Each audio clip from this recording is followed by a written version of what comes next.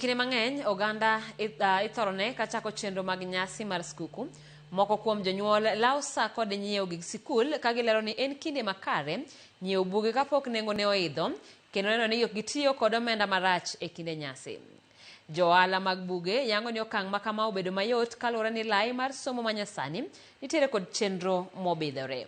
Jafwambo marwa Cynthia Onyango nolimo moko kuom kuonde uso gig somo kendo miyo wasigana. E kinde nyasi mar sikuku, oganda ohinyo pong'o magawa, dukni mag uso lewni kod mwandu mag nyasi. Chal makata kamano kinde ni pogore matin kaluwore ni thoth ji ineno e dukni mag gige somo. Stephen Odhiambo en achiel kuom jonyuol ma ochopo e dukani mar uso buge kendo wacho ni okang' mar nyiepo sani en mar neno ni oketo ikruok makare ne chenro mag somo mag nyithinde makaponi nyasi obedo mathoth to ngima nyithinde weche somo bedo e opara manyime kendo ok bed kod ng'ikruok moro amora. Kujipanga mapema ni vizuri, na watu huwa tunaenda sherehe tunasahau ya kwamba siku zinakuja. Hata kama tunasema kwamba ya kesho itakuja, tuache yes, uchumi iko mbaya, lakini ni vizuri kujipanga. Kwa saa hii mimi nimejinyima sherehe, kupiga sherehe. Yes, napenda sherehe, lakini ni vizuri unajipanga mapema. Nimechukua fursa hii kutonyima watoto wangu, sitaki kufanya mistake wazazi wangu walifanya. Gilero ni gie sani bende gitimo chenro mar chulo omenda mag somo ne nyithindo mondo gibed kod wich mokwe e kinde nyasi mar sikuku. Ni venye unaona unaenda unasherehekea na pengine unajipata mapeni imeisha kwa njia moja ama nyingine.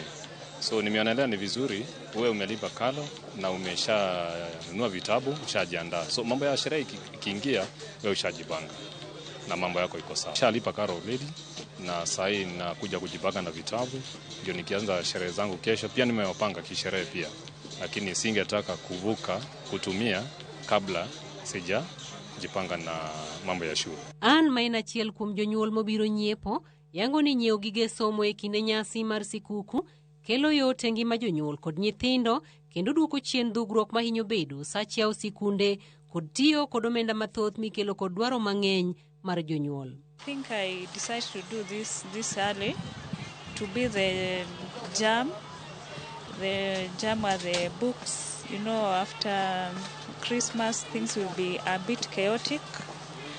Yeah, that is why I decided to do it this early. For me, early planning works better than last minute rush.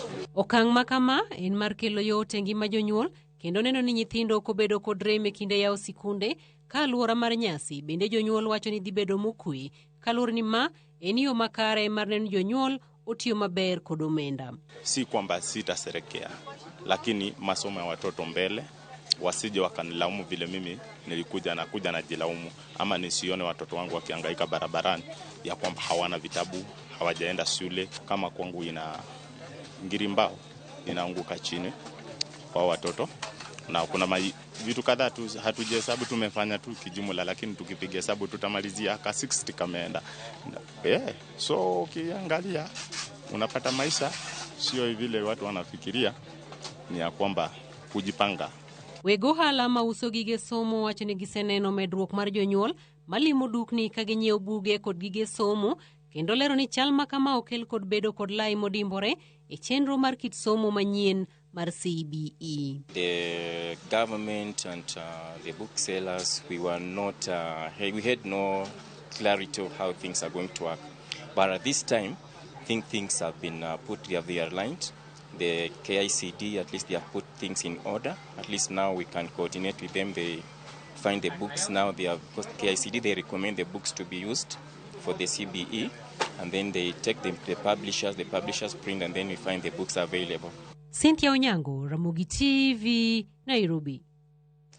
Kama nanya Cynthia Onyango wadhi nyime kama koro en fuongruok ne jogedo mani kod tiegruok to poko puodhi e county